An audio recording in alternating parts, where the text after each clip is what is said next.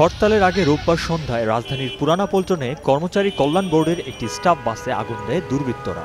পরে fire service আগুন নিয়ন্ত্রণে আনে। নাশকতা এড়াতে রাজধানীতে বিজিবি মোতায়েন করা হয়েছে। বিকেলে রাজশাহীতে ভুবনমোহন পার্কে বিএনপি নেতাকর্মীরা হরতালের সমর্থনে সমাবেশ শেষে মিছিল বের করতে চাইলে বাধা দেয় পুলিশ।